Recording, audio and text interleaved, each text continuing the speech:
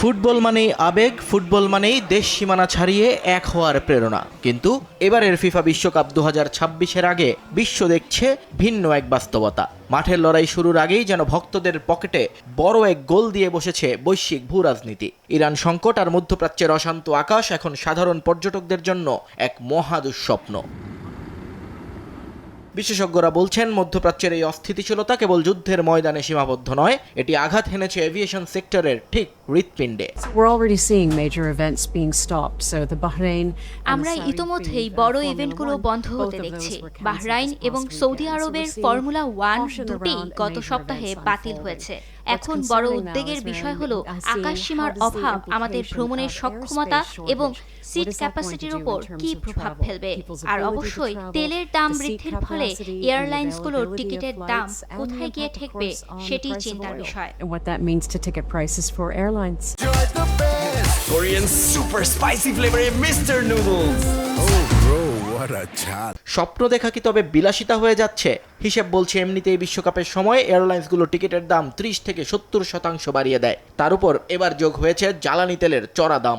বিশেষ করে এশিয়া এবং আফ্রিকা থেকে যারা উত্তর আমেরিকায় খেলা দেখতে যাওয়ার পরিকল্পনা করছেন, তাদের জন্য আকাশটা আরও অনেক দূরে সরে গেছে। কারণ মধ্যপ্রাচ্যের যে করিডোর ব্যবহার করে তারা যাতায়াত করতেন, তা এখন অনিরাপদ। এশিয়া এবং আফ্রিকা থেকে যারা আসছেন তারা সবচেয়ে বেশি ক্ষতিগ্রস্ত হবেন, কারণ তাদের জন্য সবচেয়ে সহজ পথ ছিল মিডল ইস্টার্ন করিডর।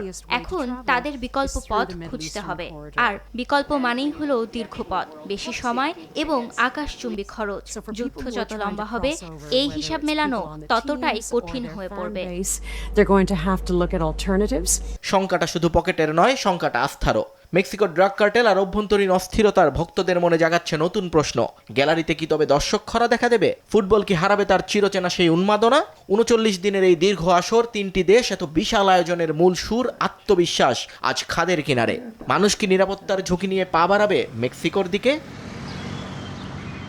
বিশ্বকাপ আসে আনন্দের বার্তা নিয়ে, কিন্তু 2026-এর এই আসর যেন এক কঠিন পরীক্ষার নাম। একদিকে যুদ্ধের বারুদ, অন্যদিকে তেলের চড়া দাম আর নিরাপত্তার অভাব। সাধারণ ভক্তদের মনে একটাই প্রার্থনা, মাঠের লড়াই শুরু হওয়ার আগেই যেন থেমে যায় আকাশের এই লড়াই। না হলে গ্যালারির অনেক আসনই হয়তো এবার খালি রয়ে যাবে। নিয়ন মোহাইমেন, সময় সংবাদ।